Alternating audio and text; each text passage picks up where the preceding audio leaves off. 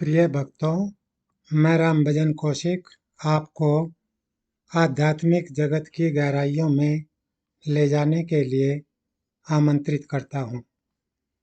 यदि हमें सभी प्रकार के दुखों, पापों और 84 लाख योनियों के आवागमन से छुटकारा पाना है, तो हमें सभी प्रकार के विषय सुख त्यागने होंगे।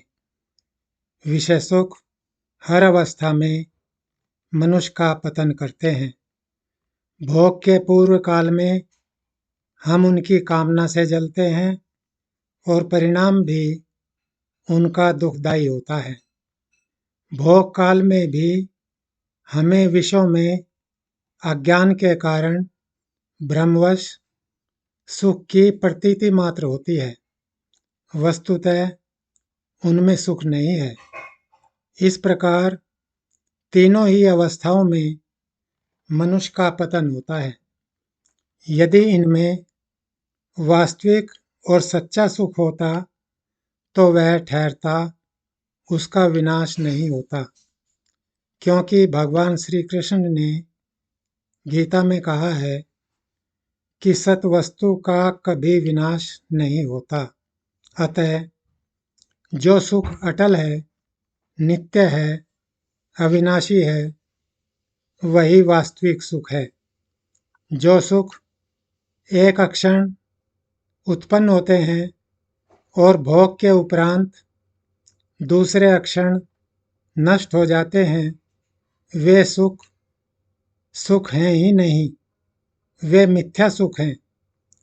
विषय सुख भोग की इच्छा की पूर्ति अक्षणिक होती है, क्योंकि इच्छा पूर्ति के बाद उसी विषय सुख भोग की इच्छा थोड़ी देर बाद पुनः जागृत हो जाती है और विषय सुख भोग पूरा होने पर तत्काल नष्ट हो जाती है। सुख भोग की इच्छाएं उत्पन्न होने और नष्ट होने का यह क्रम अनादिकाल से चलता आ रहा है, जिसके कारण हमें अनेकों प्रकार के दुखों और नरकों से छुटकारा नहीं मिल पाता है। सुख पदार्थों के साथ संबंध बनाने से नहीं, अपितु पदार्थों के साथ संबंध विच्छेद से प्राप्त होता है। इसीलिए सुषुप्ति अवस्था में जब पदार्थों से संबंध छूट जाता है, तब हमें सुख का अनुभव होता है। बहुत आसानी से समझा जा सकता है कि जिस शरीर को हम अपना मान बैठे हैं, जब यह ही हमारा नहीं है, तब इसकी सहायता से भोगे जाने वाले सुख ही हमारे कैसे हो सकते हैं। सुख लेने की इच्छा से जो भी भोग भोगे गए, उन भोगों से धैर्य नष्ट हुआ, ध्यान नष्ट हुआ, रोग पैदा हुए, पश्चाताप हुआ, चिंता हुई, बेइज्जती हुई, बल गया, धन गया, शांति गई।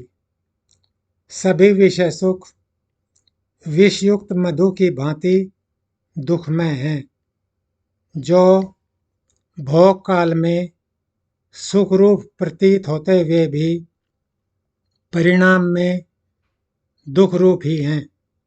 इस प्रकार पदार्थों में सुख है ही नहीं, कभी हुआ नहीं, आगे होगा भी नहीं और हो सकता भी नहीं। जिस ज्ञानी महापुरुष के अंतःकरण में कामनाओं और विषय सुख भोगों का सर्वथा अभाव हो गया है, ऐसे समदर्शी महापुरुष को संसार का बड़े से बड़ा विषय सुख भी आकृष्ट नहीं कर सकता और बड़े से बड़ा दुख भी विचलित नहीं कर सकता। उसके मन में संसार के किसी भी प्राणी, पदार्थ, वस्तु, क्रिया, परिस्थिति, घटना और अवस्था आदि के प्रति किंचित मात्र भी कामना, वासना, स्पृहा, तृष्णा आदि नहीं होती। यद्यपि उसे अनुकूलता प्रतिकूलता का ज्ञान होता है तथा वह उसके अनुसार यथोचित चेष्टा भी करता है, तथापि अनुकूलता प्रतिकूलता का उसके अंतःकरण पर कोई प्रभाव नहीं पड़ता। ऐसा महापुरुष परमात्म स्वरूप होकर परमात्म तत्व को प्राप्त हो जाता है। जय श्री राम।